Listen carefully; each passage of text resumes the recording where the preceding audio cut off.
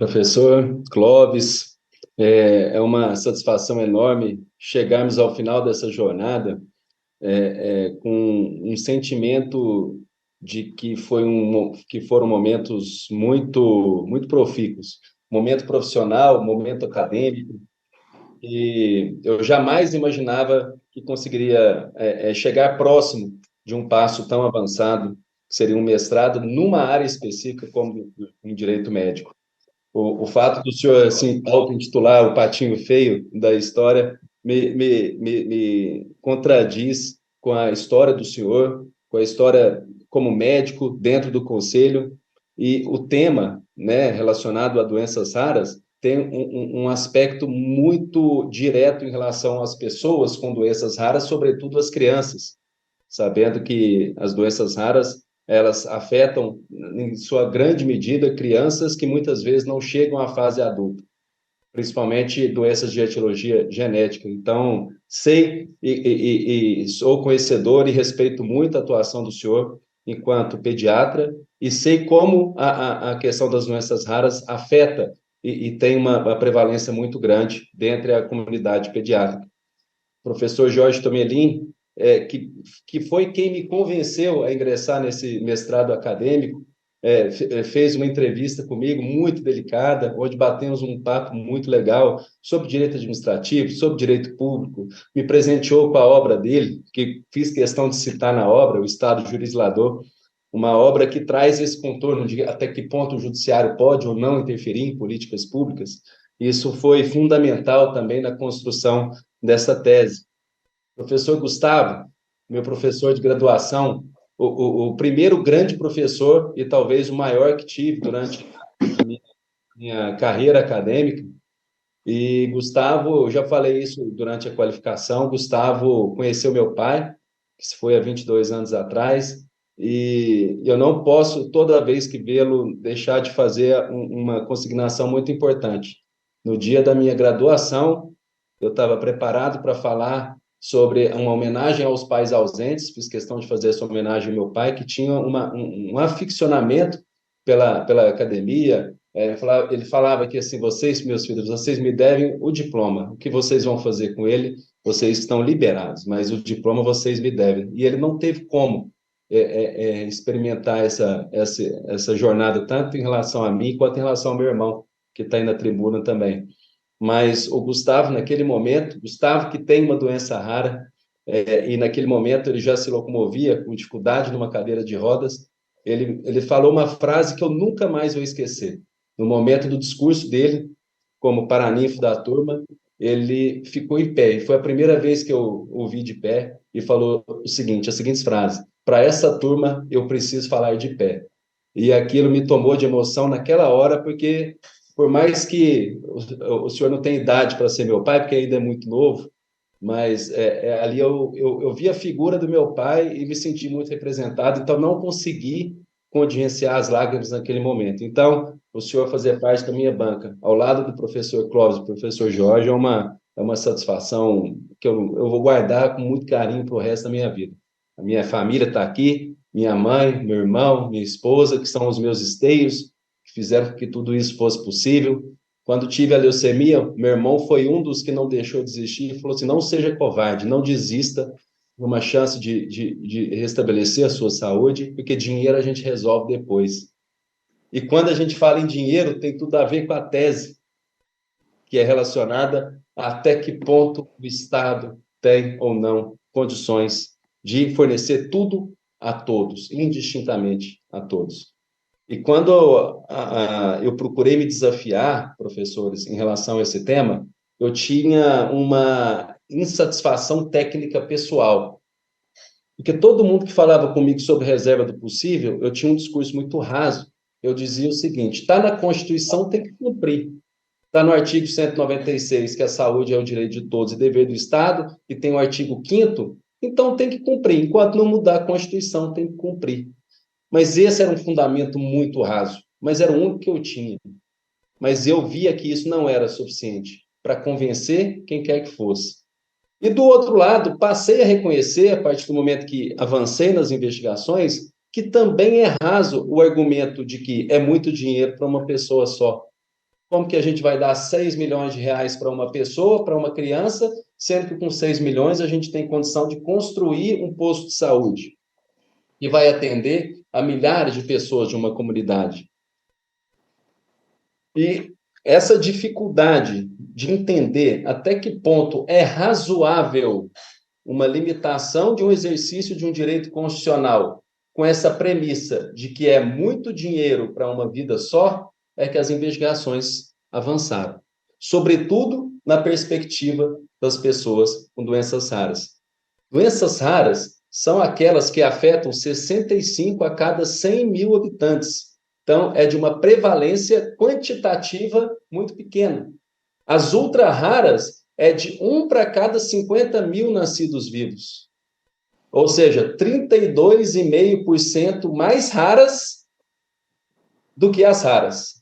As ultra-raras realmente são uma estratificação quantitativa muito pequena da sociedade. E quando a gente confronta isso com uma teoria, que a gente vai aprofundar sobre isso, que é a teoria da reserva do possível, a gente passa a cogitar dois cenários. O gestor público, ele tem uma caixa que a gente chama de orçamento. E dentro desse orçamento, ele fica desafiado a atender o maior número de vidas possível. Então, a gente tendo um entendimento até de empatia com o gestor, não é uma decisão fácil. Não é uma decisão fácil deixar alguém sem atendimento, assim como não é fácil colocar 6 milhões para atender uma pessoa só. Qual, então, seria um parâmetro balizador? E essa foi a fonte principal do estudo. Qual seria um parâmetro balizador para que o gestor pudesse decidir com mais tranquilidade? Afinal, forneço ou não a tecnologia para essa pessoa? Quando a gente fala em doença rara, entra um componente especial. 95% dessas doenças não têm cura. Elas têm controle. Ela tem controle do sintoma, ela tem controle do agravamento do quadro de saúde. Então, olha como que o desafio do gestor aumenta. Além de dar os 6 milhões, ou 5 milhões, ou os 2 milhões, a pessoa não vai se curar da patologia, vai só controlar os efeitos da patologia.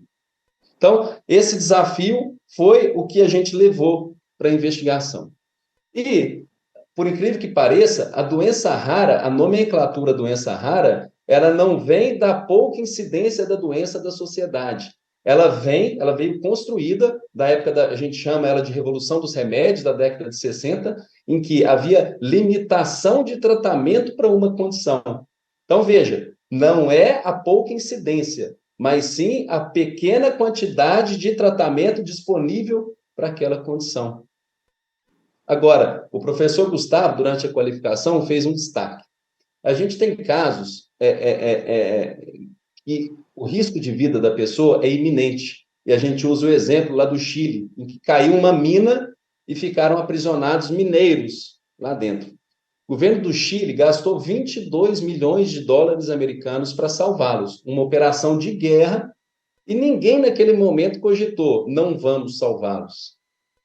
Porque ali havia uma crise, ali havia um risco iminente de vida. Então, nesse ponto, entendemos que era razoável o governo gastar o que fosse.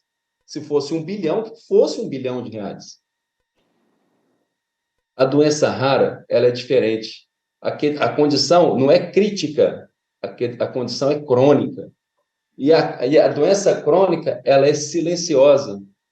Ela vem no dia a dia. A gente não consegue mensurar, a gente não consegue enxergar aquela pessoa com aquela necessidade, às vezes tendo morte neural, morte de neurônios motores. Então, ela não tem o mesmo apego político e social do que as questões críticas. Ainda que a condição crônica evolui para a condição crítica e possa levar o paciente a óbito. Então, a gente trata de um paciente com doença rara como triplamente hipossuficiente. Ele é hipossuficiente por sua condição grave, séria, debilitante. Ele é hipossuficiente economicamente, porque não tem condições de comprar a tecnologia que é disponível. E ele é hipossuficiente de políticas públicas, que não chegam a esse grupo seleto de indivíduos com a condição. quando cogitamos, de alguma forma, que essas pessoas não mereçam um investimento estatal, isso fica muito perigoso da gente estar flertando com uma política eugênica, uma política que define quais vidas merecem ou não ser vividas. E essa é uma preocupação muito grande. Por que que, em regra, o medicamento caro é um medicamento para doença rara? E aí a gente tem que aprofundar mais o estudo. Por que que toda doença rara o medicamento fica caro? O custo para desenvolvimento de uma tecnologia, de um medicamento, gira em torno de quase 2 bilhões de dólares, ou algo em torno de 10 bilhões de reais. Nós temos doenças no Brasil, como a HPU, que é uma doença raríssima, ela afeta 72 brasileiros. Como que a indústria vai aportar 10 bilhões de reais para desenvolver um fármaco cujo custo vai ter que ser dividido apenas por 72 pessoas? Esse é um primeiro ponto. A conta nunca vai fechar. Segundo caso, ou segundo ponto, quando isso acontece, nós não temos como evoluir nos níveis de aprovação que são necessários para registrar uma medicação, por exemplo, pela Anvisa, que exige 4 fases, sendo que a primeira e a segunda verificam a segurança, a eficácia e a dosagem do medicamento, e a terceira e a quarta fases exigem milhares de pacientes com a condição aptos à testagem. São divididos em 2 grupos, um recebe placebo, outro recebe a medicação, faz um parâmetro, verifica quais foram as evoluções e como é que a gente vai falar em fase 3 e fase 4 se nós não temos o quantitativo de pacientes com a condição. Ou seja, fica mais uma vez insuficiente a pessoa com doença rara, porque os estudos não avançam nas fases que são necessárias. Isso traduz para a gente uma necessidade de definição de políticas públicas assertivas e direcionadas para as pessoas com doenças raras, justamente para o que o professor Clóvis defende muito, para que se atenda os princípios que estão esculpidos dentro do Sistema Único de Saúde, o princípio da universalidade, da integralidade e da equidade, e isso não tem como ser de forma diferente. Outro ponto, quando a gente avança dentro dessa problemática dos medicamentos órfãos, e olha como é que o professor Gustavo tem uma atuação muito forte na área do direito de família. O órfão é aquele que, de certa forma, deixou de ter o pai, deixou de ter a mãe, ou tem até aquela determinação assim, ou aquele que foi abandonado. E se o medicamento órfão ele se traduz para um tratamento efetivo para uma pessoa com doença rara, ao deixar essa pessoa sem tratamento, a gente está abandonando aquele paciente. A gente está dizendo que aquele paciente, por sua condição, não merece o tratamento do Estado.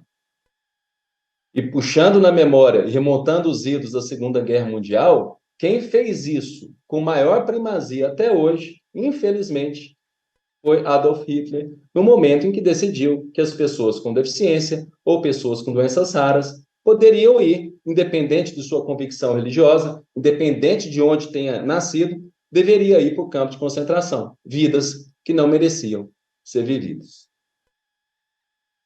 Quando a gente avança para dizer sobre regulamentação, até 2014, a gente tem um constrangimento institucional de não existir nenhum decreto, nenhuma norma, nenhuma lei, nada, absolutamente nada no Brasil que fosse direcionado às pessoas com doenças raras.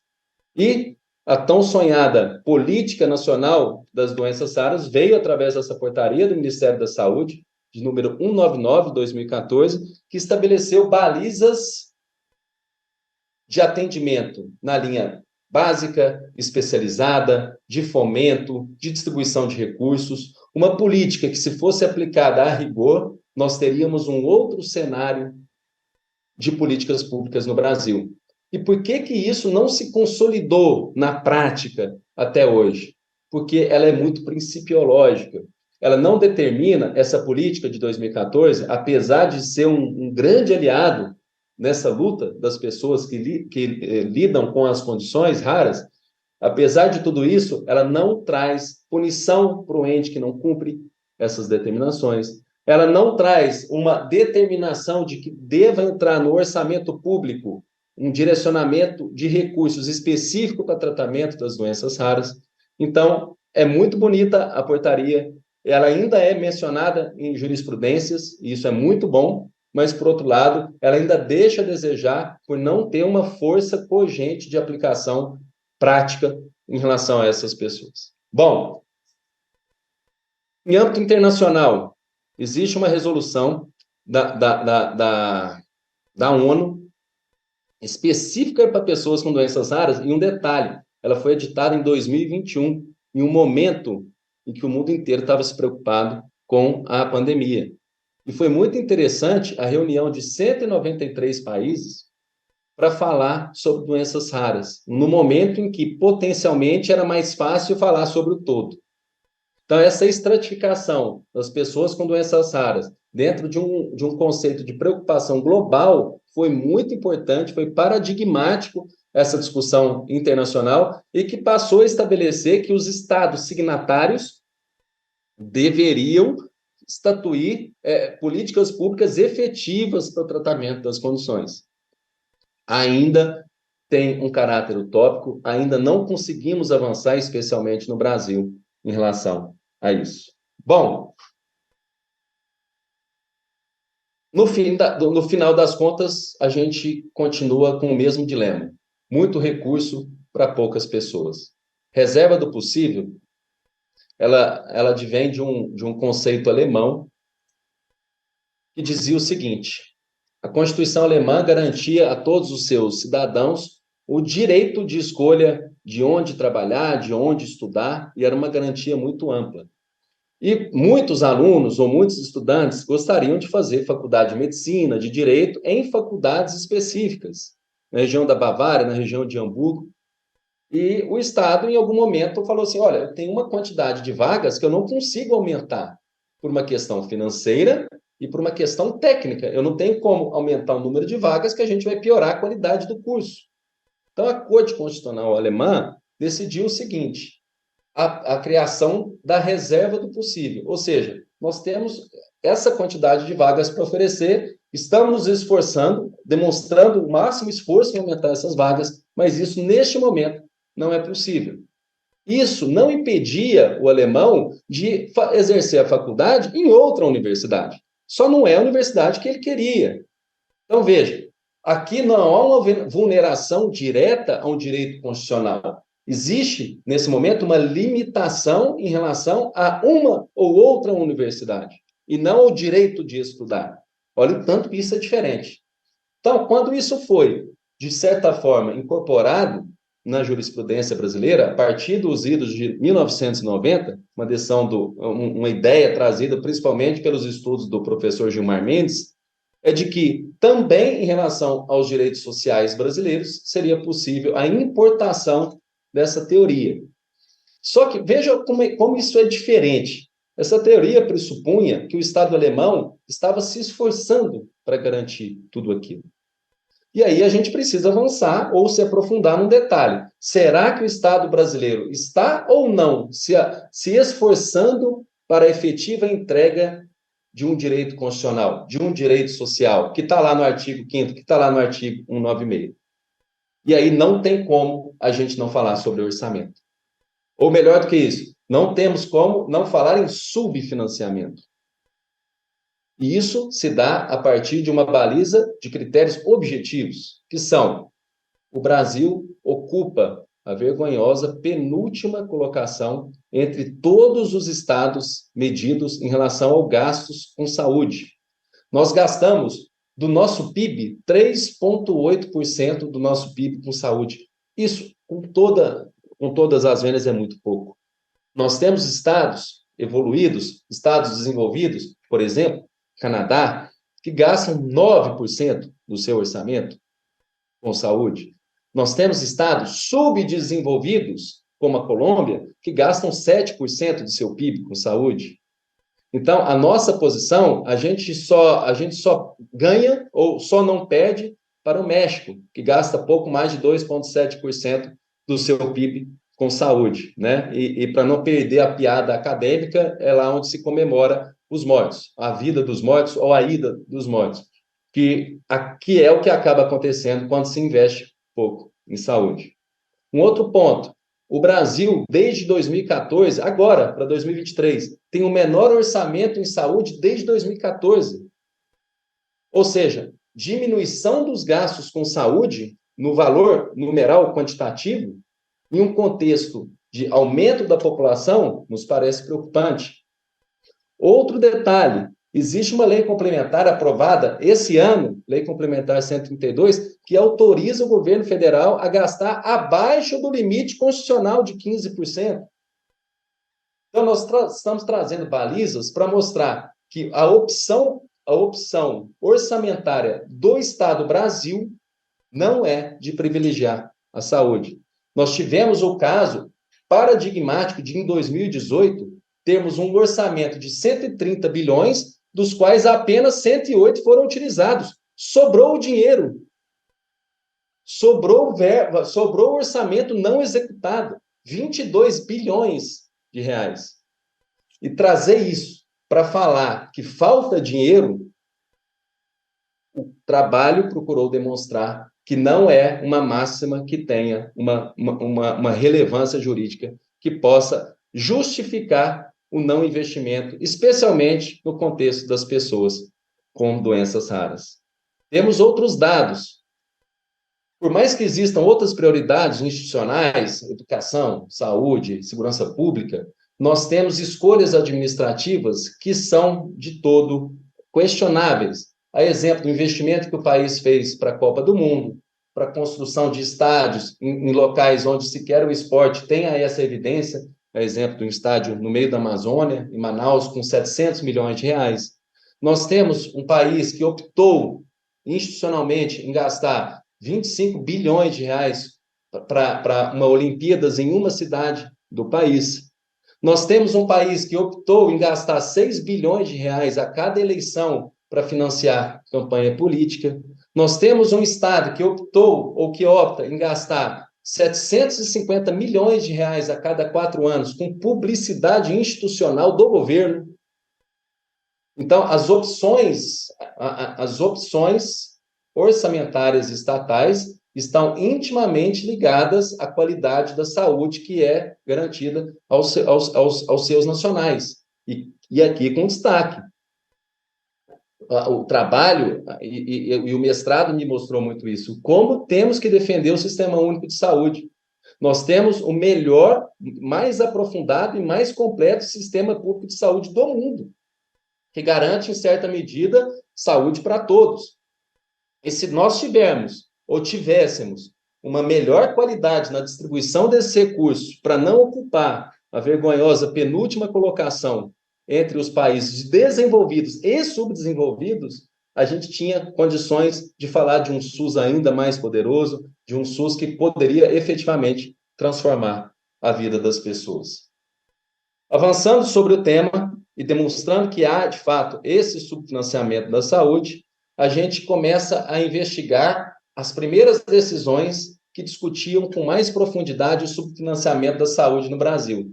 E o maior achado que nós temos é a DPF número 45, que definia no Supremo Tribunal Federal se o judiciário pode ou não interferir em políticas públicas. Ou seja, pode o judiciário determinar o fornecimento de um medicamento que não foi definido como política pública? Naquele momento, o voto do ministro Celso de Mello foi também paradigmático, já conversando sobre reserva do possível, mas ele destaca que a reserva do possível não pode ser utilizado como um mote mágico. Ah, não, é muito caro, reserva do possível. Especialmente para suplantar um direito relacionado à dignidade, e aí vem a primeira palavra mágica que a gente vai usar muito nesse trabalho, de um mínimo existencial. Então, o Celso de Mello, naquele tempo, ainda em 2007, ele já trazia uma ideia muito refinada do que seria um direito social constitucionalmente garantido em face dessa reserva do possível que chegava a galopes no Brasil, assim como chegou a galopes em vários países do mundo. Mas o fato é que, a partir de 2009, em decisões monocráticas da ministra Ellen Grace, começou-se a através de suspensão de segurança no Supremo Tribunal Federal, suspensão de liminar, tem uma lei própria para isso, começou-se a suspender efeitos de decisões concessivas de liminar para fornecimento de medicamentos de alto custo, notadamente para pessoas com doenças raras. Então, começou a haver uma corrida jurisprudencial, uma corrida dos estados, das advocacias dos estados, para suspender essas decisões, e com isso houve um ataque muito grande, quando eu digo ataque no bom sentido do termo, ou no mau sentido do termo, para limitar o acesso a essas pessoas, a esses tratamentos. Essas discussões evoluem até hoje, e para ilustrar de uma forma fidedigna como isso tem acontecido, nós trouxemos no trabalho recortes de decisões judiciais para um lado e para o outro, para a gente tentar enxergar qual seria um parâmetro adequado para essa investigação. E o precedente escolhido foi de uma decisão que negou acesso ao tratamento de AME, atrofia muscular espinhal, para uma criança com menos de 2 anos, no seguinte contexto: existe uma política pública que determinava o fornecimento do medicamento Inspirasa ao custo de R$300 mil por dose, e a criança usa 4 doses por ano para o resto da vida. Ou seja, R$1.200.000 por ano para o resto da vida. Foi desenvolvido um medicamento que altera o gene da criança, olha só, altera o gene da criança e faz uma modificação do próprio curso da doença. Dose única, R$6 milhões. Então, a decisão seria no sentido de negar, porque o Estado já estava fornecendo um mínimo que seria o Inspirasa. E aí, a gente traz em contraponto uma decisão do TRF, da primeira região, que disse o seguinte, fazendo até um exercício financeiro dessa equação. Olha, se R$1.200.000 será o gasto para a criança por ano, ao longo da vida, em 10 anos, ela vai gastar mais de R$10 milhões, serão R$12 milhões. E não haverá alteração drástica do curso da doença. Você vai interromper ou suspender provisoriamente a morte neural daquela criança. E a inteligência, até financeira, dessa decisão do TRF mostra o seguinte: essa criança com dose única, ela vai ter um custo menor para o Estado, ela vai poder se desenvolver, ela provavelmente não vai ser pensionista do Estado, ela vai fazer parte da atividade de pessoas que vão produzir para o Estado, que vão recolher impostos para o Estado. Nós vamos devolver dignidade para aquela pessoa e, ao mesmo tempo, ter um custo menor. Então, até do ponto de vista financeiro, essa decisão encontra melhor correspondência com a realidade, com a praxis. Então, a gente trouxe esse precedente para mostrar que aquela máxima de que é muito caro, não é razoável e posso negar, ela não encontra correspondência, porque o Estado ele tem muitos custos laterais em relação àquele paciente. Quantidade de internações, dependência do Sistema Único de Saúde, dependência do sistema previdenciário, dependência em todos os aspectos da vida daquela pessoa, que deixarão de existir se há uma tecnologia mais nova, ainda que mais cara inicialmente, mas que vai fazer com que essa pessoa faça parte da parte produtiva do ponto de vista da sociedade. Avançando sobre essas reflexões, a gente passa a enxergar o seguinte: como se acessa medicamentos no Brasil através do Sistema Único de Saúde? E foram 2 os nossos principais tribunais que tomaram essa decisão, o STJ, isso tudo em 2019, recente. O STJ, através do tema 106, que colocou condições para que o Estado seja obrigado a fornecer medicamentos que não estejam dentro de políticas públicas, e pouco tempo depois, o STF, através do tema 500. E o que disse o STJ no tema 106? Primeira coisa, nós temos que mostrar que o medicamento não existe no SUS. Perfeito. Segundo ponto, muito acertado esse critério. Segundo ponto, nós temos que demonstrar que existe uma vasta evidência científica de que esse medicamento é o melhor para aquele paciente. Evidência científica, medicina baseada em evidência. Perfeito. Terceiro ponto, nós temos que mostrar que o paciente não tem condições de comprar que ele é hipossuficiente para comprar aquele medicamento. Aqui com um detalhe, não se fala em pobreza na acepção jurídica do termo, se diz impossibilidade material de comprar. Eu coloco o exemplo no trabalho. Uma família pode ganhar 20 mil reais por mês. Eles seriam qualificados como uma família de classe média alta no Brasil, dentro do nosso cenário econômico. Mas essa família tem condição de comprar um remédio que custa 40 mil reais para o resto da vida? De uso contínuo para o resto da vida?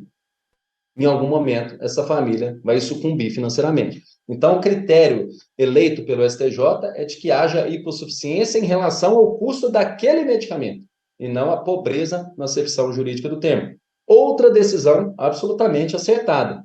E onde veio a falha, a nosso ver, crítico do STJ? Ao dizer de forma peremptória, o Estado não fornecerá medicamentos sem registro na Anvisa. E com essa decisão, o impacto ele é direto às pessoas com doenças raras.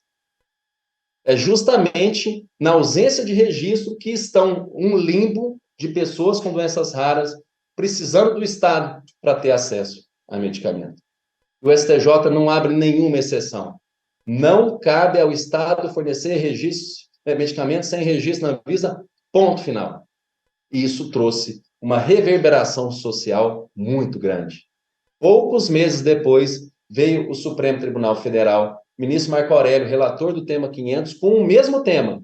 Qual é o limite da obrigação do SUS no fornecimento de medicamentos de alto custo?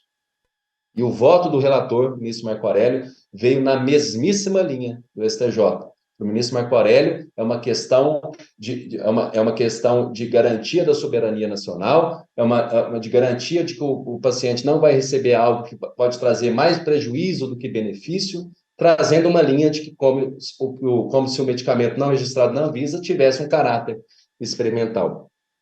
O mais paradigmático de tudo isso foi o voto vista do atual presidente do Supremo Tribunal Federal, Dr. Barroso, que veio com uma divergência muito pontual, concordando que o registro na Anvisa deve ser colocado, em regra, como uma condição para o fornecimento de medicamentos pelo SUS, mas abriu, ao invés de um ponto final, colocou uma vírgula, com exceção das doenças raras e ultra-raras.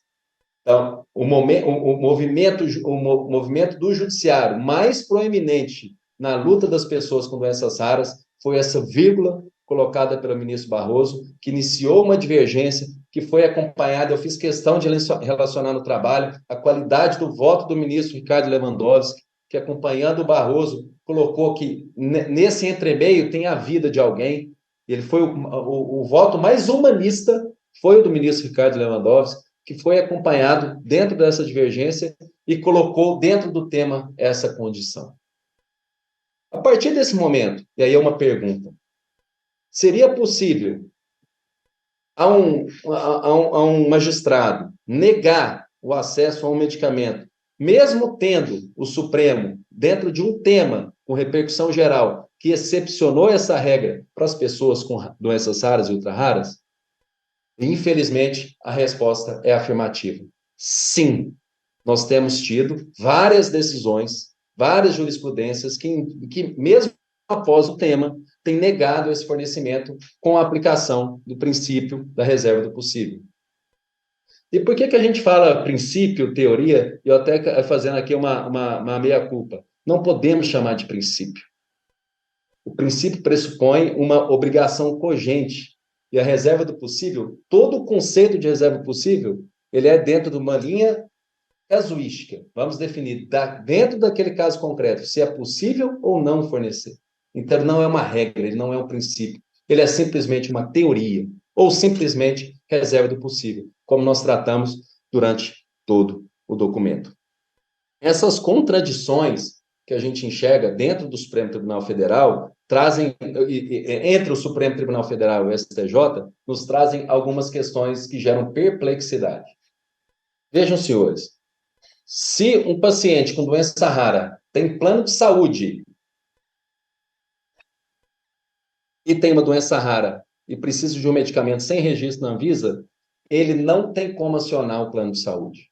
Ele paga saúde suplementar e ele não tem como acionar o plano de saúde, porque o mesmo STJ, no tema 990, diz: plano de saúde não é obrigado a fornecer medicamentos sem registro na Anvisa. Ou seja, ele paga, mas não pode judicializar. Não vai ser nem conhecido o pedido. Tem uma decisão afetada com o rito dos repetitivos que diz que o plano não tem que fornecer. Agora, o tema 106 do STJ, olha só, além de ter dito que o SUS não deve fornecer medicamentos sem registro, ele foi além. Ele disse o seguinte: e também não deve fornecer medicamento off-label. O off-label é o medicamento que tem o registro na Anvisa, mas a indicação em bula é para outra finalidade. Então, muitos médicos, com base em estudos científicos internacionais, indicam que aquele medicamento que funciona para uma doença A também funciona para aquela doença rara, que não tem registro na Anvisa. Então, voltando ao mesmo exemplo, se um paciente com doença rara que tem plano de saúde, ele precisa de um medicamento sem registro na Anvisa e um outro medicamento off-label, ele tem que entrar com duas ações. Ele tem que entrar com uma ação contra o SUS para pedir um medicamento sem registro na Anvisa, tema 500 do Supremo, e tem que entrar com uma ação pedindo um medicamento off-label, porque as turmas do STJ falam que para plano de saúde o off-label pode. E quando o STJ fala que o medicamento off-label pode para plano de saúde e não pode para o SUS, ele está criando uma limitação em razão da fonte pagadora do remédio. Qual que é o critério técnico que possa defender isso? Afinal, se o STJ fala que para o plano de saúde pode um medicamento off-label, é porque ele está garantindo que existe eficácia, é porque ele está garantindo que existe viabilidade, porque ele está dizendo que isso pode trazer um benefício para o paciente. E por que para o paciente do SUS não? Uma última perplexidade. Se um paciente no SUS precisa de um medicamento off-label, de acordo com o tema 106, ele não vai ter acesso. Apesar do medicamento ter registro na Anvisa. Ele vai ter que torcer para o medicamento não ser registrado, para ele ter acesso. Se ele for, ele deixa de ter o direito ao medicamento. Então, o trabalho buscou trazer essas contradições para mostrar o quanto a nossa jurisprudência precisa evoluir para nós não ficarmos diante de cenários absolutamente discrepantes. Avançando, já partindo para a parte final, a gente avança para procurar um critério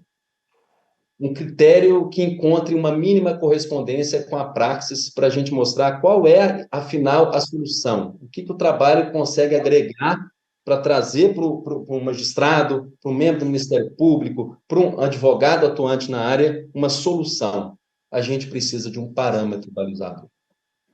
E esse parâmetro balizador vem da ideia do mínimo existencial, que também veio da Alemanha, no pós-guerra, pós-Hitler, onde não haviam direitos sociais, e a corte alemã decidiu por entender que existe um mínimo. E esse mínimo não está relacionado apenas à condição de sobrevivência.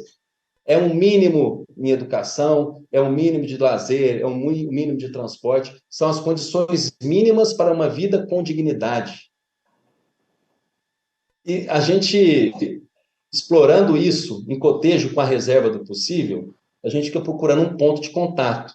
Muitos doutrinadores, a exemplo de professor Igor Mascarenhas e outros grandes nomes, defendem, e eu entendo por que eles defendem, uma coexistência harmônica entre mínimo existencial e reserva do possível. O que é dito? Cumpra-se o mínimo existencial. Para além disso, você pode aplicar a reserva do possível. E é possível concordar com isso. Ou seja, eu já tenho toda a dignidade para aquele paciente. Para além disso, aí eu tenho que avaliar as minhas opções orçamentárias. Se o Estado tem ou não condições de avançar para além do mínimo. Agora, a crítica acentuada que o trabalho traz é que na área da saúde, especialmente em relação ao tratamento das pessoas com doenças raras, a gente está muito longe de garantir o mínimo, especialmente pelas opções discricionárias estatais que têm sido aplicadas ao orçamento público. E se nós estamos muito aquém de garantir o mínimo, veja, Quando eu digo garantir o mínimo, para uma criança que tem AME, que precisa de um remédio para que pare de morrer o neurônio motor, se isso não for considerado um mínimo, isso é o que a gente considera, o trabalho fala isso, o mínimo do mínimo, porque está ligado aqui à sobrevivência. Se ele perder os neurônios motores, ele vai evoluir para óbito. Então, a gente está falando do mínimo do mínimo. E é irrazoável pensar que, por conta do valor do medicamento, ele deixa de ter acesso ao mínimo do mínimo. Então, essa construção mostra, e o entendimento consolidado no trabalho, é de que não existe, na área da saúde, especialmente no tratamento de doenças raras, nenhum ponto de contato entre mínimo existencial e reserva do possível. Não estamos a demonizar a aplicação do Instituto para qualquer assunto. Entendemos que é uma praxis importante, que pode ser importada, inclusive pelo Brasil, para outras áreas, mas enquanto o Estado, assim como acontecia na Alemanha, não se esforçar para efetivamente demonstrar que está dando todo o suporte possível para a saúde, para falar assim, esse é o meu limite, eu fiz tudo o que era possível, eu aumentei o orçamento, eu estou entre os melhores colocados da OCDE, eu tenho um investimento público que está aumentando. O nosso orçamento desse ano reduziu 10% em relação ao ano passado. É muita coisa quando a gente fala de saúde, 10% em relação ao ano passado. Então, enquanto o Estado não demonstrar que está se esforçando para isso, não vemos como se aplicar em nenhuma situação relacionada à saúde a tese ou a teoria do mínimo existencial, com ainda menos possibilidade para afetar as inexistentes políticas públicas que excluem, infelizmente, as pessoas que têm doenças raras no país. Procuramos trazer muitas referências bibliográficas para defender os dois lados dessa discussão que é tão ampla, que é tão efetiva. Fico aguardando as necessárias críticas ao trabalho, esperando que a gente tenha avançado no assunto que é tão caro. Eu sei hoje que se as políticas públicas fossem exaustivas, eu não estaria aqui, porque eu precisei de um medicamento que não estava em política pública dentro do tratamento da leucemia que me acometeu. Eu sei que se o rol da ANS fosse taxativo, eu não estaria aqui, porque eu precisei de acesso a medicamento que não estava no rol da ANS. E isso é o mínimo, é dignidade para as pessoas, condições condignas de tratamentos para doenças que não têm cura, que 95%, infelizmente, ainda não tem cura, sendo que 80% são de etiologia genética. Com essas considerações, esperando ter alcançado os propósitos, encerro e passo a palavra aos meus queridos professores. Muito obrigado.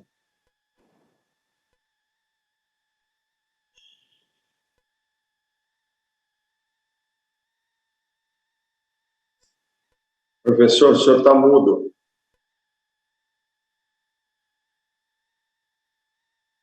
Obrigado, professor. Nós ouvimos com atenção a defesa do Gabriel e agora nós vamos às considerações da banca, aí as arguições que forem necessárias. Eu passo, então, com muita honra a palavra ao professor Boiadian. Ilustre professor Clóvis, ilustre professor Jorge, para mim é uma enorme honra voltar a participar de uma banca ao lado dos senhores que eu tive a oportunidade de conhecer quando da qualificação do Gabriel. E essa honra é ainda maior por se tratar da banca do Gabriel. Eu tive o prazer de conhecer quando sua graduação no curso de Direito na Universidade Federal de Uberlândia. Você, Gabriel, algumas palavras introdutórias eu entendo que são indispensáveis. Gabriel, é sua banca de mestrado, mas você já é mestre. Faltava apenas escrever um texto. E que texto bom, que texto fácil de se ler, que texto rico. E aí eu me lembrava da fala do professor Jorge quando eu sou banco de qualificação. Esse texto está pedindo licença para ser publicado rápido. E ele vai servir de base para muitos operadores do direito. Quando eu digo que você é mestre, Gabriel, eu estou me referindo ao fato de você ser inspiração. Você inspira e ensina muita gente, muito mais do que você pode imaginar. Eu estava pensando a seu respeito hoje pela manhã, E eu não conheço ninguém, Gabriel, que tenha feito daquele ditado, me dá um limão e faz uma limonada, igual você. Que limonada boa, que limonada gostosa de se beber. Você modificou a sua forma de atuação profissional em razão de um drama pessoal. Eu me lembro que você era advogado de prefeituras, poder público, aí eu fazia o contraponto. Hoje, ele pega e escreve esse trabalho e, há alguns anos, ele estava justamente defendendo o Estado em demandas para obtenção de medicamentos de alto custo, muitas vezes para doenças raras e outras raras. E a sua história é fantástica. Eu acho que você é exemplo, Gabriel, de perseverança, de obstinação, de resiliência e de uma atuação profissional ética, responsável, que busca sempre para o outro. Outro que, como você, como eu, em algum momento, por força de alguma contingência da vida, se viu obrigado a ter medicamento de alto custo. Eu compartilho integralmente do entendimento que você demonstrou no trabalho, de que o Estado não pode se furtar do seu dever constitucional de proporcionar saúde para todos, indistintamente, independentemente da condição socioeconômica desse indivíduo. Eu concordo com a sua ponderação no sentido que dinheiro, felizmente, há.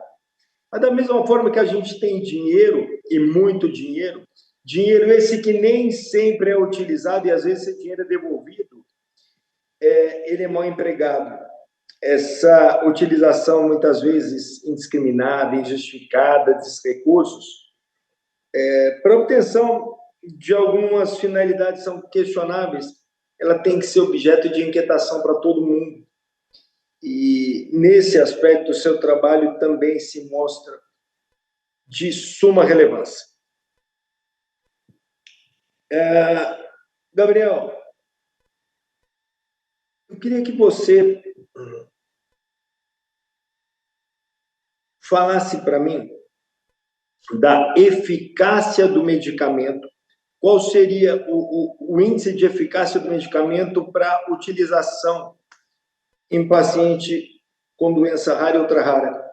E antes disso, eu ouvia você falando, e aí você trouxe o caso dos mineiros no Chile, e eu lembro da sua qualificação, a gente estava falando do que você gastou dos turistas que estavam no submarino, foi do Titanic. Hoje eu fui almoçar e eu estava no elevador do shopping. E, além de mim, estava ao meu lado uma criança, uma cadeira de roda, que, visivelmente, ela tinha uma doença rara ou ultra rara, não consigo classificar. E eu estava vindo para o escritório, tinha sua banca hoje, estava pensando justamente num fato. As pessoas com doenças raras e ultra raras, elas não despertam um carinho, uma afetuosidade muito grande na população, como o mineiro que estava trabalhando despertou. E aí, muitas vezes, já tem aquele conceito pré-estabelecido. Poxa, ele já está ferrado mesmo. Então, se morrer, a vida já não foi muito grata com ele desde que ele nasceu. E isso, efetivamente, tem que ser combatido. Eu acho que o seu trabalho ajuda a afastar esse pensamento pernicioso. Eu queria voltar ao questionamento sobre a eficácia do medicamento. Professor, primeiro, muito obrigado pelas palavras, elas me emocionam. E quando a gente fala sobre a eficácia desses medicamentos, hoje existem diversas linhas de tratamento para doenças raras, porque a gente está falando sobre aqueles 95% onde não há uma cura, há estabilização do quadro. Então, existem vários tipos ou níveis de terapias que são passíveis de serem empregados nesses pacientes. A exemplo do transplante de medula óssea. O transplante de medula óssea, ele, salvo engano, o próprio doutor Gustavo chegou a fazer um transplante de medula óssea há algum tempo atrás, não lembro se exatamente isso ou não, mas isso traz um retardamento do avanço de certas condições. No caso de doenças que geram morte de neurônios motores, por exemplo, existem os medicamentos que freiam o avanço dessa morte neural, existem medicamentos que trazem uma mudança radical no curso da doença, que não pode se potencialmente chamar de cura, mas de uma estabilização a longuíssimo prazo. Ou seja, ao invés de perder neurônios de forma menor, ele deixa de perder os neurônios, o que se assemelha o termo técnico na medicina, o Dr. Clóvis pode me corrigir, mas o termo é uma remissão da doença, uma remissão prolongada da doença. Então, quando a gente está diante de dois medicamentos, que um retarda e o outro interrompe, vamos usar até um termo jurídico, a diferença é entre suspender e interromper. Quando você suspende um prazo, ele volta a correr dali para frente. Quando a gente interrompe, ele volta lá do começo. Então, até usando brincando, né, com essa terminologia jurídica, a gente, ao deixar de dar a melhor tecnologia para o paciente, a gente está se conformando o seguinte: não tem cura, vai perdendo neurônio aos pouquinhos e está tudo bem. Não, nós temos esses medicamentos, ele faz uma alteração genética no paciente, tiram aquele fator que gera a morte neural e substitui por outro. É medicina de altíssima relevância e de altíssima expertise. Então, o Zolgensma, por isso ele é tão caro. A gente tem medicamentos hoje, professor, a exemplo do Engemix, que é para tipos específicos de hemofilia B, que custam 17 milhões e 500 mil reais. Não chegou no Brasil ainda. A gente tem medicamentos para leucoencefalopatia, que está custando 15 milhões de reais. Então, nós não estamos mais diante do medicamento mais caro do mundo, para a AME, a exemplo do Zolgensma. Nós temos várias linhas de tratamento. E por que é tão caro? Porque ele traz uma mudança substancial no curso da doença e permite que a pessoa passe a viver sem o diagnóstico, e não tolerando o diagnóstico, que são condições absolutamente diferentes. Não sei se é exatamente isso que o senhor quer. Era isso, era exatamente isso, era exatamente isso. Eu elogio mais uma vez o seu trabalho e eu fiquei muito satisfeito em ver que toda a sugestão que foi feita quando a sua qualificação, você atendeu às sugestões que nós fizemos. E eu já tinha gostado muito do que você nos apresentou quando da qualificação e acho que seu trabalho está muitíssimo bom. Eu agradeço muito a oportunidade de fazer parte da sua banca. Eu devolvo a palavra ao presidente da banca, professor Clóvis, uma vez mais agradecendo a gentileza do convite, me colocando à disposição dos senhores e da Unisa para qualquer outra atividade. Muito obrigado. Obrigado, professor Boiadia. Foi uma satisfação ouvi-lo. Vamos ouvir agora o professor Tomelin com as suas considerações, ou eventualmente arguições. Professor Tomelin. Obrigado, professor Clóvis. Novamente agradecer aqui o convite do senhor para estar nessa banca. Eu figurei como uma espécie de co-orientador, olhando a questão jurídica, né? Houve um pedido do senhor que eu acompanhasse também o Gabriel, não que isso fosse necessário, porque não foi, mas foi bom que eu e ele acabamos debatendo, eu mergulhei mais no assunto. E na condição de co-orientador também não preciso fazer questão, né? Então, não é essa necessidade. Eu e ele conversamos bastante, seguimos conversando, né? Agradecer ao professor Gustavo Velasco Boiadian por estar aqui com a gente nessa banca. Eu concordo com tudo que foi dito pelo professor Gustavo, adorei a apresentação do Gabriel, foi muito minudente, 40 e tantos minutos aí, fez um overview da tese, a gente já tinha lido, e serve para colocar as coisas em pé, né? Eu acho que a apresentação dá um pouco mais de vida. O professor Gustavo tem razão, o Gabriel já era mestre, né?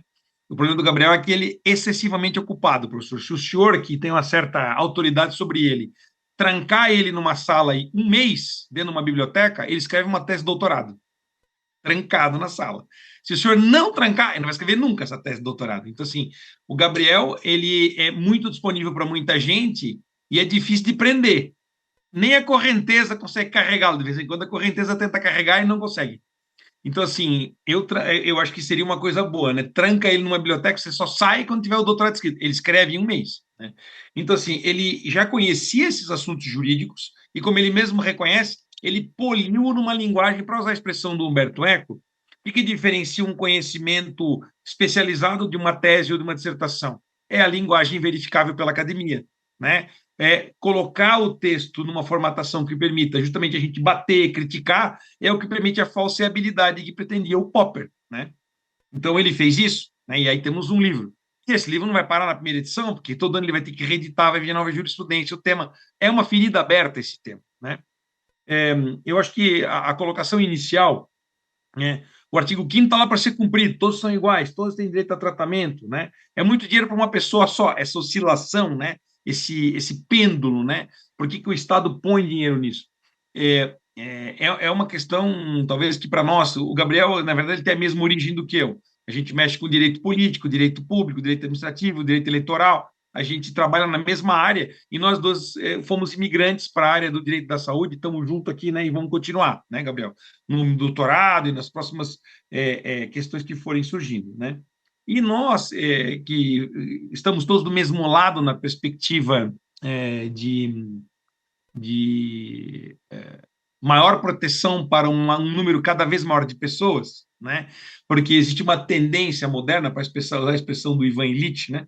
Os humanistas estão em baixa, né? Então, o aspecto técnico tomou conta das ciências, né?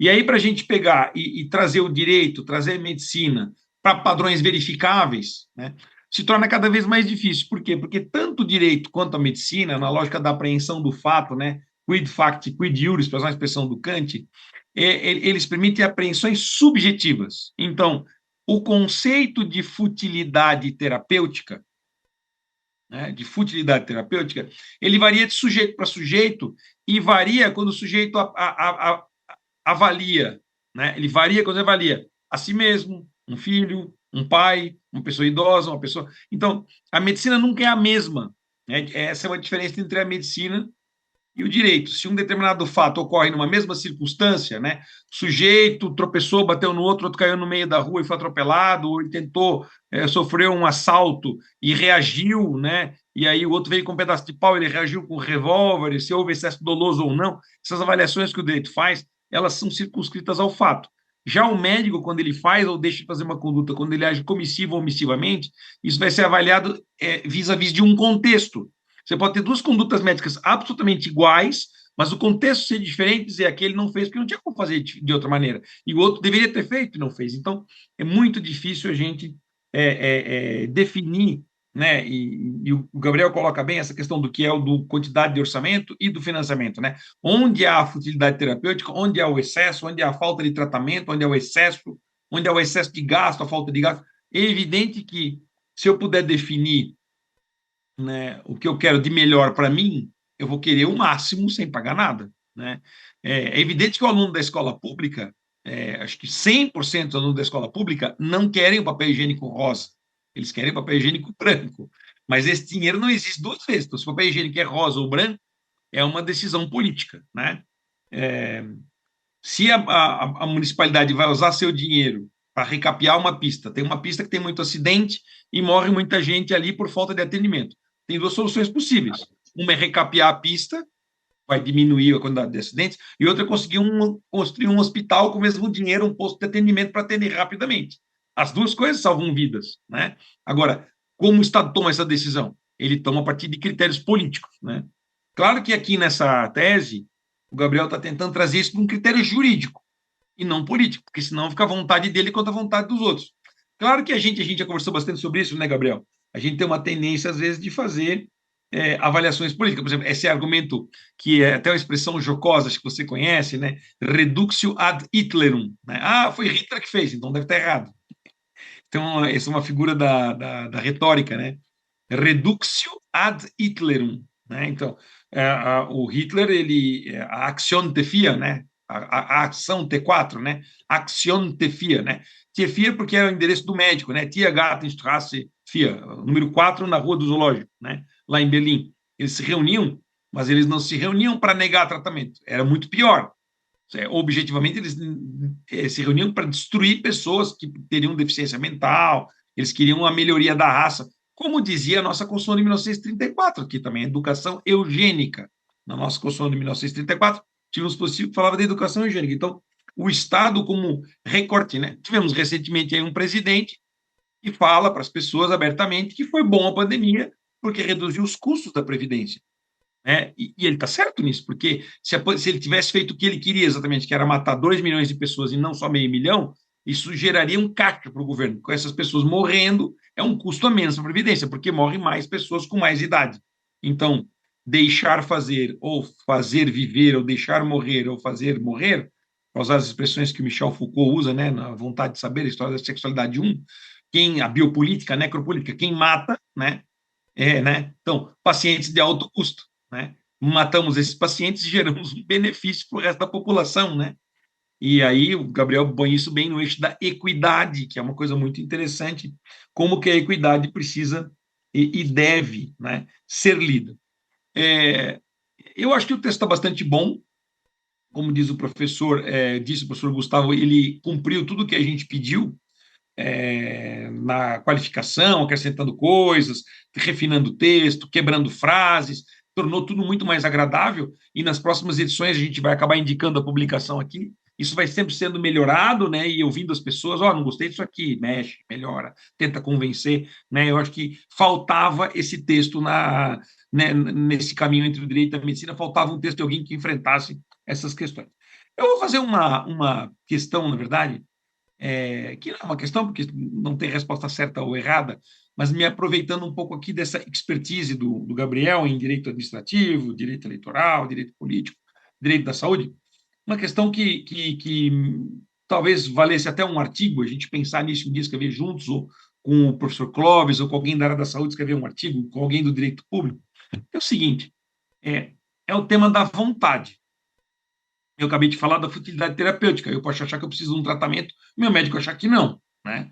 A gente viu o que foi a fosfetanolamina, né? Teve até uma decisão do ministro Supremo, produz para todo mundo, é a cura do câncer. Não há evidência, né? Mas houve uma decisão mandando produzir. A vontade e os fatos, né? Os fatos da vida cotidiana, que são juridicamente qualificados, né? Porque não existe fato puro para o direito. A visão que se tem do fato é a visão que o direito faz do fato. O fato juridicamente qualificado. E a vontade que recai sobre os bens da vida é o que qualifica a atuação do direito, né? Então, o direito é um ato de vontade juridicamente qualificado. Eu quero esse bem da vida, eu quero esse carro, eu quero esse dinheiro, eu quero esse emprego, eu quero esse concurso, eu quero esse tratamento. São as vontades subjetivas, né? E todos os problemas do direito decorrem disso, né? A lide é conflito de interesse qualificado por uma pretensão resistida e precisa de um comunicador normativo, que é o juiz que traz as partes para limites de debate estreitos, né? Que é o que o pretor fazia com a jurisdictio. Conta para mim o problema que eu vou dizer o direito, né? Me dá o fato que eu te dou o direito. Então, a vontade, em regra, no mundo, é uma vontade livre, né? Cada um pensa o que quiser e faz o que quiser. Ninguém pode entrar na minha cabeça e me fazer acreditar em outra coisa. Se eu acredito em disco voador, é uma liberdade que eu tenho.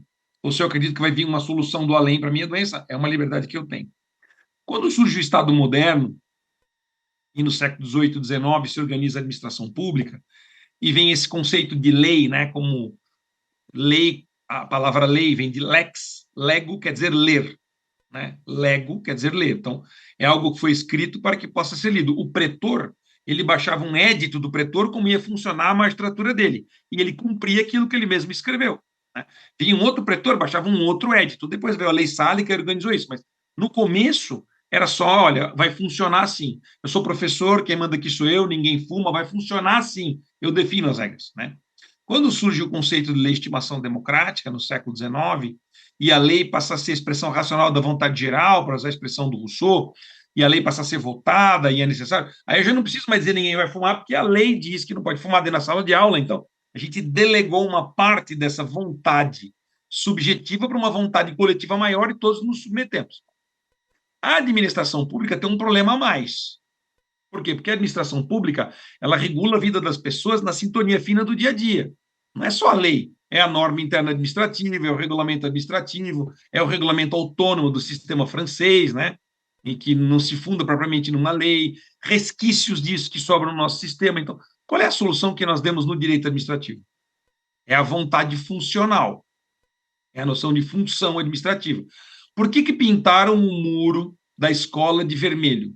Pintamos de vermelho, porque é a cor que tem o menor comprimento de onda, portanto, refrata menos, facilita ver. Ali tinha muito acidente. Como as crianças usam uniforme branco, contrasta com as crianças e as pessoas prestam mais atenção se o muro for vermelho. Antes ele era branco, tinha muito acidente. Pintou de vermelho, resolveu o problema.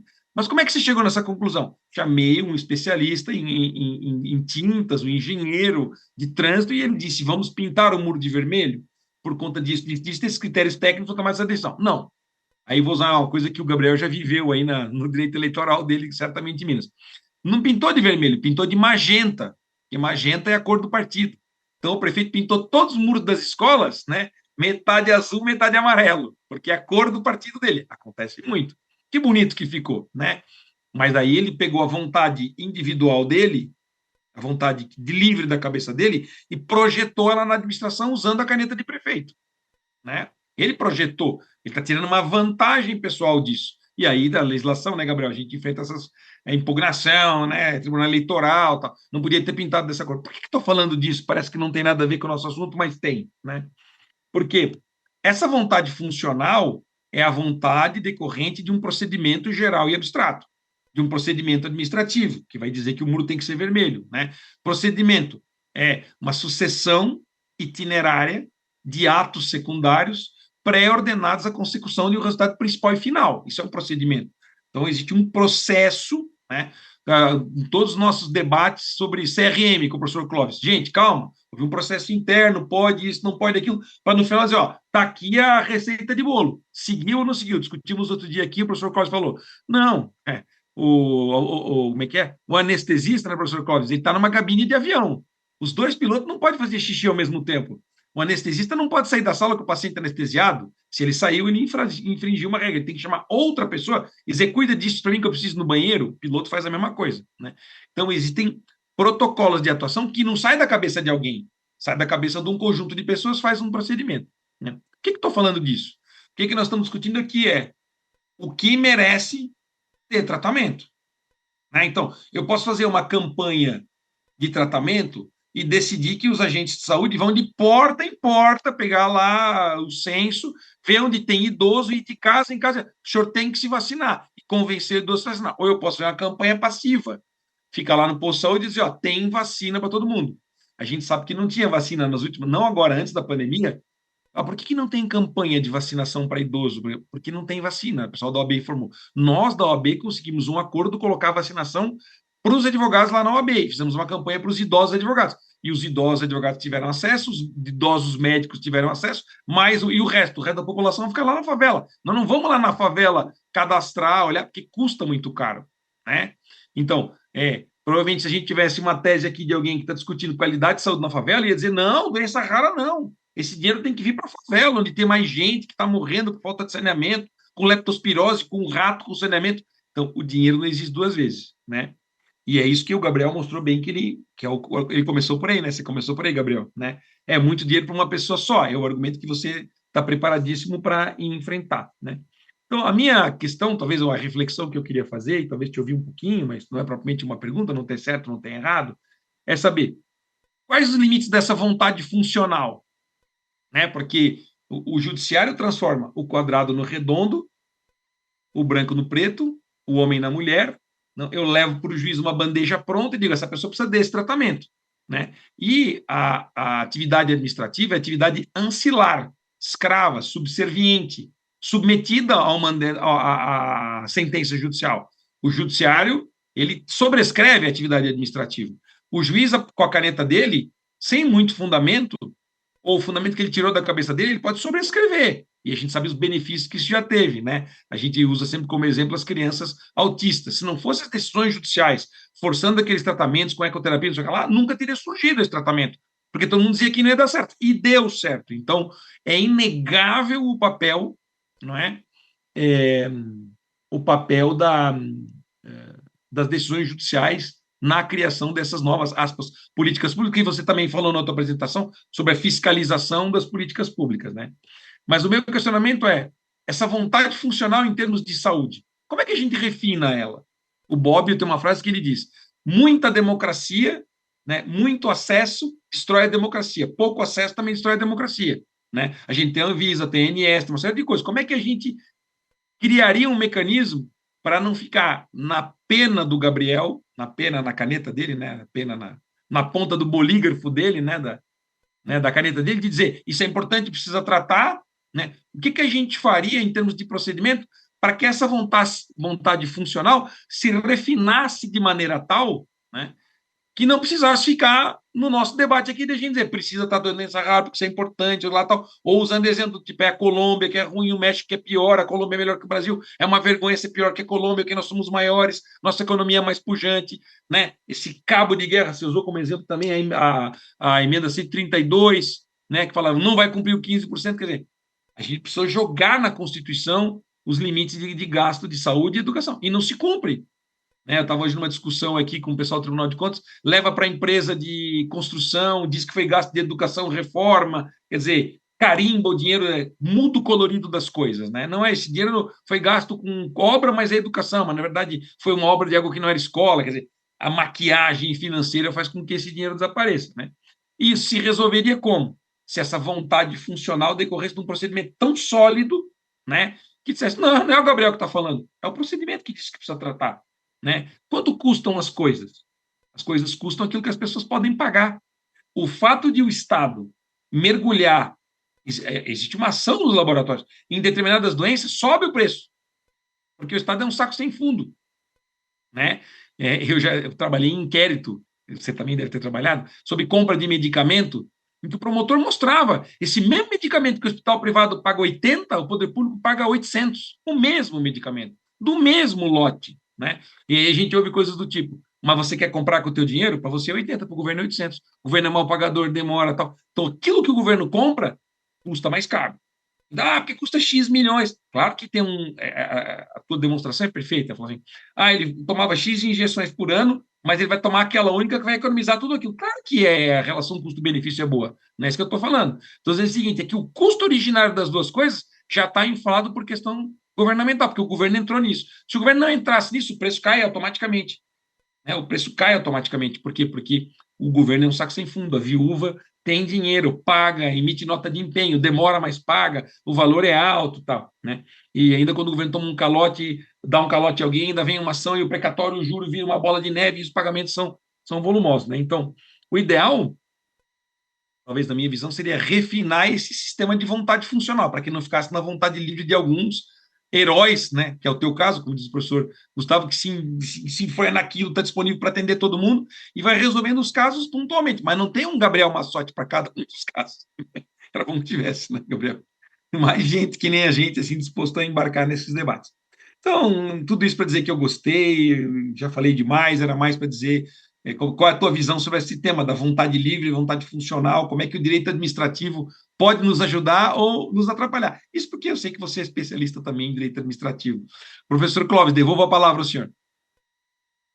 Há uma questão aí, Gabriel, para você fazer as suas considerações ao professor Tomelin. É muito interessante isso que o professor Clóvis falou. Ele faz um passeio sobre o direito administrativo e mostrando os aspectos que isso traz até dentro do direito da saúde.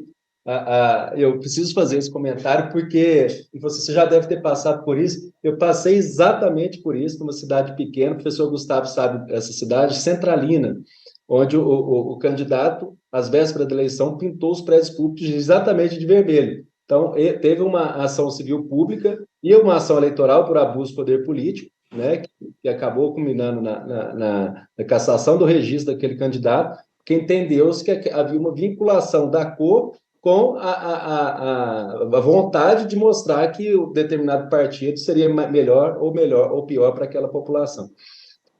Então, foi muito perto e foi exatamente o exemplo que o senhor deu, foi muito interessante. Em relação a essa vontade funcional, eu acho que nós temos, eu acho que o próprio judiciário ele já consegue encontrar balizas mais objetivas para fazer essa referição. O primeiro deles seria a própria evidência científica. E essa evidência científica, o senhor usou o exemplo da fosfetanolamina. Eu recebi no escritório, trazendo um aspecto até pessoal, eu recebi no escritório mais de 100 ligações, e-mails, mensagens de pessoas pedindo, doutor Gabriel, você é especialista nisso, pede um remédio para mim, pelo amor de Deus. E eu tive uma reunião com o professor Drauzio Varela, o doutor Drauzio Varela, onde ele fez uma reportagem no Fantástico, falando que não havia evidência científica. Ele falou assim, Gabriel, eu fiquei um mês sem poder sair na rua. Eu era xingado. eu cheguei a receber mensagens falando assim, você não quis aceitar essa ação? É porque você já curou o seu câncer. Agora que é para curar o meu, você não quer me ajudar. Então, veja o tanto que o aspecto social, ele tenta passar de boiada qualquer coisa de qualquer jeito. Então, o critério da evidência científica, primeiro, ela precisa ser sólida. Veja o tanto que a Anvisa, preocupada com isso, quando ela fez a resolução 205, para afrouxar, entre aspas, os critérios para aprovação de medicamentos órfãos para doenças raras, ele considera a possibilidade de aprovação pela Anvisa só com os estudos internacionais. Ou seja, a própria Anvisa reconhecendo que há segurança em recepcionar uma tecnologia que não foi aferida no Brasil. Então, a Anvisa deu a dica. Se tiver evidência, e o que é evidência? As principais agências internacionais de regulatórias, a exemplo, o ministro Barroso, no voto dele do tema 500, ele dá em caráter exemplificativo quais seriam as agências de maior renome. Olha o tanto que isso é delicado, porque ele fala, o FDA nos Estados Unidos, a agência europeia, EMA, a agência japonesa, a agência sul-coreana, ele dá a canadense, que também é muito renomada, ele dá evidências para o magistrado dizer o seguinte, não é qualquer agência, são as agências que têm um refinamento maior, técnico, qualitativo, quantitativo, em relação à observação desses medicamentos. Então, esse critério, ele gera, em primeiro lugar, muita segurança para o magistrado, para dizer o seguinte, eu não estou inventando uma fosfoetanolamina, eu estou falando de um medicamento que foi estudado, que houve um gasto de 10 bilhões de reais lá nos Estados Unidos, que diz que essa é a melhor droga para essa pessoa. Outro ponto, o nosso sistema judicial hoje conta com um mecanismo que é importante, e eu tenho as minhas respeitosas críticas, que é o próprio Natijus. O Natijus é um órgão que assessora os tribunais para dizer se há ou não evidência científica. E a minha crítica é muito forte e incisiva, fiz questão de dizer isso, inclusive, nas nossas aulas com conselheiros do CNJ, afetos ao tema. Quem assina esse parecer dos Natijus? Aqui vem a crítica. Não sei, eles são apócrifos. E dentro de um sistema democrático, onde a gente precisa, inclusive, punir as pessoas pelos próprios atos, ou parabenizar pelos próprios atos também, nós não temos o controle. Veja, eu tenho um cliente que tem um médico especialista em neurocirurgia que indica um determinado procedimento. Veio o Natijus, um parecer apócrifo, eu não sei nem se é médico quem assinou. Não sei, não tenho nome. Eu não tenho um controle para aferir se houve algum vício de ilegalidade, se houve algum vício técnico naquela análise. Então, hoje, eu reconheço a importância do tribunal ser assessorado por um órgão técnico. Não tenho dúvidas disso. Mas que seja um órgão técnico submetido a um escrutínio público de legalidade, de constitucionalidade daquela manifestação. Porque, senão, a gente cria, judicialmente, a figura de um superior hierárquico. Médico especialista em neurocirurgia pediátrica. Vou dar um exemplo aqui mais próximo do Dr. Clóvis. Vai ser suplantado por um parecer de um médico, talvez de outra especialidade, que vai... E o juiz vai ficar muito vinculado a esse parecer do Natijus. Ele vai ficar muito vinculado. Se ele dizer que não há evidência científica, o juiz fica refém. Opa, um falou que tem, outro falou que não tem. O que eu faço? Aí eu fico com a dúvida do professor Jorge. Como estabelecer esse limite? Então, para que não haja dúvidas, a gente tem como objetivar isso, estabelecendo. No Brasil, atenderemos critérios objetivos. Se o medicamento foi aprovado em agências internacionais de renome, isso é um caráter inafastável. A gente não vai submeter o SUS a um procedimento experimental, de forma nenhuma. Ao mesmo tempo, não temos como ignorar o avanço das tecnologias em outros países, onde, por exemplo, a doença tem uma predominância maior. Tem doenças genéticas que têm uma incidência muito grande no Japão, por uma questão deles, uma questão genética japonesa, que às vezes acontece no Brasil. Então, quem que vai ter como estudar mais sobre esse assunto? É claro que é a agência japonesa. Por que não emprestar os ensinamentos que foram trazidos de lá? Então, esse refinamento, ele é possível de ser feito, e o magistrado que tem essa condição, ou que tem essa percepção, ele consegue diferenciar aquele pedido que está muito mais ligado a uma futilidade terapêutica, ou mesmo a uma distanásia, um prolongamento da vida sem qualquer sentido, sem qualquer possibilidade de melhora dos sintomas. Então, aí sim, aí não tem que investir 3 milhões num tratamento para um paciente já em fase de terminalidade. Aí nós temos que ter uma noção administrativa, uma noção judicial, para fazer um exercício de racionalidade. Veja, não é o valor de 3 milhões que está em jogo. Não é a questão orçamentária. Que aqui nós defendemos que a questão orçamentária não está em discussão no Brasil quando nós temos um subfinanciamento na altura que está no nosso país. Mas dizer, poderia ser R$ 1.000, também não daríamos. Não é a questão financeira, é a questão da evidência científica e das melhores práticas médicas. O professor Clóvis, se eu me permitir, Gabriel, tem aquele filme As Invasões Bárbaras, né? E o Declínio do Império Americano. São 2 filmes feitos com 20 anos de distância. No primeiro, eles são jovens e querem ser professores. E no segundo, eles estão com uma certa idade, são os mesmos artistas, foram feitos, né? E aí um deles está com câncer, o outro está doente e tal. Aí fala, bom, e o lugar que ele está no Canadá não tem tratamento. Daí ele fala assim, não, você vai morrer aqui nesse hospital. Eu falo assim, mas eu sou comunista. Eu defendo que o Estado dê para cada um o que ele pode dar. Então eu vou morrer bem morrido. Eu tenho que morrer abraçado com as minhas convicções, né? É muito interessante. Aí o filho dele vai lá, que trabalha nos Estados Unidos, suborna todo mundo e faz um hospital à parte e leva o pai sem ele perceber. E o pai acha que está no mesmo hospital, mas está em outro lugar. É muito interessante. Mas tudo isso para dizer o seguinte, Gabriel. Obrigado, professor Clóvis. Eu não sei se o Gabriel quer falar mais alguma coisa. Eu estou satisfeitíssimo com as respostas. Obrigado, professor Clóvis, professor Gustavo. Gabriel, obrigado. Bem, muito bom. Eu inicio aqui uma breve preleção no sentido de parafrasear os prezadíssimos membros da banca aqui e repetindo e ratificando, Gabriel, você já é um mestre. Você é um mestre porque, primeiro, porque você utilizou a sua autonomia no sentido de buscar de forma extremamente profunda todas as informações, todas as publicações, todas as discussões, todas as reflexões a respeito deste tema. Você é um mestre porque você nos coloca o seu texto de uma forma extremamente fácil de compreender. Ela vem num crescente para que nós possamos entender aquilo que você pretende desde a primeira linha e vai até o final, no seu clímax da conclusão. Quaisquer pessoas de nível médio conseguem ler o seu texto e compreender.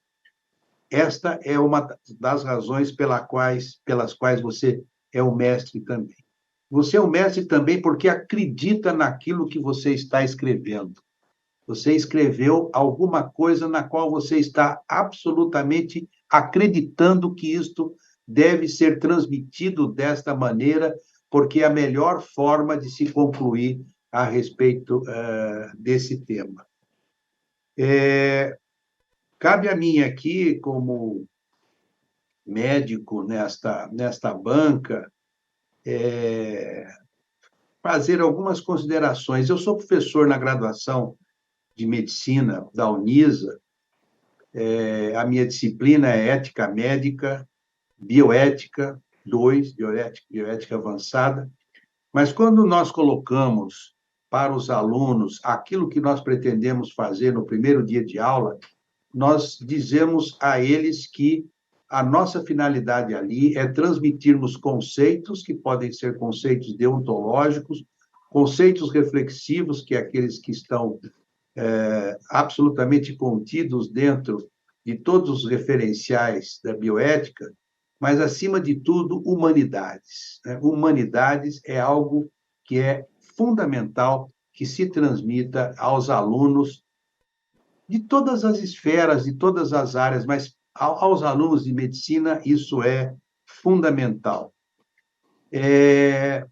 Quando você justifica na solicitação do professor Jorge A questão da vontade, você deu uma ênfase muito grande às evidências científicas, e isso é absolutamente correto, né?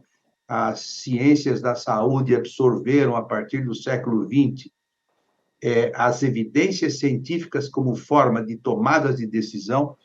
Nós não podemos nunca também nos esquecer, e eu tenho que fazer essa colocação, é a minha obrigação aqui como médico e nesse debate, eu tenho que fazer a colocação da essencialidade da comunicação nossa com aquela pessoa vulnerável que está ali doente na nossa frente. Eu posso ter a ciência, eu posso ter o conhecimento de forma extremamente detalhada daquela evidência científica, mas eu preciso tomar uma decisão compartilhada com aquela pessoa que está ali diante de mim, e eu preciso me comunicar com essa pessoa. Então, eu acrescento as evidências científicas nessa questão relacionada à vontade, que o professor Jorge até nos propõe escrevermos alguma coisa, a essencialidade da comunicação dos profissionais da saúde, dos médicos, em relação àquele ser humano frágil que está ali na nossa frente, e, no caso aqui, em Testília, é um ser humano com uma doença rara. Você já deve ter visto no museu em Londres um magnífico óleo sobre tela pintado pelo Sr. Fields, Luke Fields, The Doctor, 1891. Esse quadro vale a pena vocês tentarem ver de maneira detalhada, se não presencialmente, pelo menos por meio de reproduções. É um quadro onde o médico está numa sala, ou melhor, num quarto, numa posição de expectante em relação a uma criança gravemente enferma, deitada no seu leito. Atrás dele, em pé, está o pai, observando, e também atrás, deitada com a cabeça sobre a mesa, a mãe dessa criança. Em 1891, não se poderia fazer grandes intervenções em relação a evidências científicas que eram muito precárias naquela época, mas o médico ficava à beira do leito, dando apoio humanitário àquele paciente que estava próximo do seu fim, da sua vida física. Hoje em dia, em 2023, nós fazemos isso também. Nós ficamos à beira do leito, nas unidades de cuidados paliativos, ofertando conforto àquela pessoa em terminalidade da sua vida física, ofertando conforto à sua família que está ali ao lado ou nas salas de espera. Mas, se nós tivermos algo a fazer, nós temos que fazer, do ponto de vista da tentativa de minimizar os determinados efeitos de uma determinada doença. Se nós tivermos condições, devemos fazer.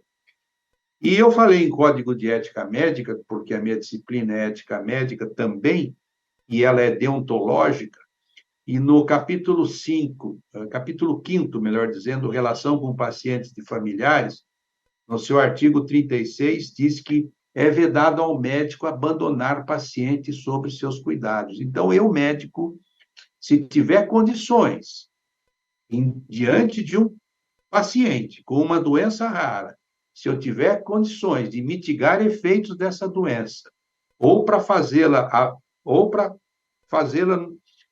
adquirir uma atitude de remissão, ou até de cura, ou até de controle por um longo tempo, eu tenho que tentar fazê-lo. E é necessário que aqueles conceitos e esses ensinamentos que você, Gabriel, nos trouxe nessa dissertação de mestrado, seja assimilado por todos nós, médicos também. não é? Nós temos que dizer aos nossos médicos: não desistam se houver ainda uma possibilidade. Então, eu quero parabenizá-lo e dizer que eu aprendi muito lendo o seu texto 2 vezes, dizer que eu aprendi muito nesta tarde de reflexões, e eu posso garantir para você, Gabriel, que a sua sensibilidade me comoveu durante todo esse período em que nós tivemos a possibilidade de ter todo esse contato. Já ouvi você falar sobre, num determinado evento sobre esse assunto, e já tinha ficado encantado, hoje mais ainda. Eu tenho praticamente certeza, Gabriel, de que nós, ao trocarmos de ambiente para a sala secreta, nós não ficaremos lá mais do que 15 segundos, né, professor Jorge? Porque acho que nós já temos um veredicto aqui mais, ou menos não, totalmente definido. Mas, Professor, se o senhor quiser, o senhor pode definir não ir para a sala. Mas a gente pode ir. Aí eu vou pedir aqui do setor para eles prepararem a sala. E a palavra. O seu áudio está desligado. Ouvindo, não fui eu que desliguei, hein, dessa vez. A evidência científica minha diz que não fui eu que desliguei. Mas ouvindo a palavra do nosso vice-coordenador da pós-graduação em Direito Médico, eu vou optar aqui, se o professor Boedjan e o professor Jorge concordarem, na não necessidade de irmos para outra sala, e eu proponho aqui que nós aproveitemos. Desligou o áudio de novo bem na hora da aprovação. Tem alguém querendo que eu vá para a sala secreta, mas eu não quero ir para a sala secreta. Eu proponho aqui que nós definamos, neste momento, a concessão do título de mestre em Direito Médico ao nosso querido Gabriel Massotti Pereira, em função da facilidade com que ele nos comunicou as suas ideias, transformada numa dissertação, num texto facílimo de ser compreendido. Senhor, eu reitero o que eu disse durante a minha arguição, eu gostaria que ficasse com indicação de publicação, se vocês forem de acordo. Eu esqueci de dizer, porque até eu ia dizer quando o microfone foi cortado aí indevidamente, mas realmente temos que publicar. Os advogados, os operadores do direito, os médicos têm que tomar conhecimento desses conceitos aqui contidos. E eu, como presidente da... Ligou de novo. Eu, como presidente da Sociedade Brasileira de Pediatria, um dos meus 32 departamentos científicos, agora estou de olho aqui no microfoninho, para ver se ele não fecha sozinho. Um dos meus 32 departamentos científicos é o Departamento Científico de Genética. E lá nós temos um setor que debate pura e exclusivamente as doenças raras. Este texto, assim que for publicado, eu levarei pessoalmente a esse grupo para que eles tomem conhecimento. Parabéns, Gabriel. Gostaria de ouvir se o professor Boedjan concorda conosco.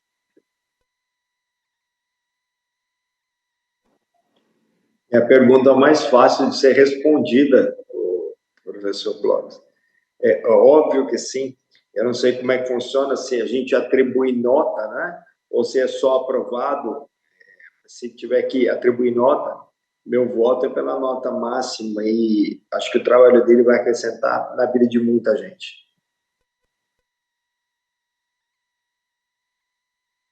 Então é isso, né, professor Jorge, professor Boedjan? Parabéns, Gabriel, você é um mestre com essa dissertação, é um mestre na comunicação também. E só tenho a desejar a você, neste final de quinta-feira, em relação ao fim de semana que se aproxima, um excelente fim de semana Em relação ao Natal e ao Ano Novo que se aproximam, excelentes reuniões familiares, ao mesmo tempo que desejo isto a você, desejo ao mesmo ao professor Boadian, professor Jorge, porque certamente foi um ano muito produtivo e encerramos aqui com uma grande dissertação. Abraço a todos. Parabéns, Gabriel. Parabéns, Gabriel. Parabéns. Boa tarde, professores. Obrigado a todos pela presença. Tamires, Carlos, Gabriela, Luísa, Jamile. Obrigado, família. Obrigado, amigos. Igor, César. Obrigado a todos aí pela presença. Tchau, obrigado. Valeu, gente. Obrigado, Igor. Jamile, obrigado, pessoal. Obrigado, Júlio César. Parabéns, Gabriel.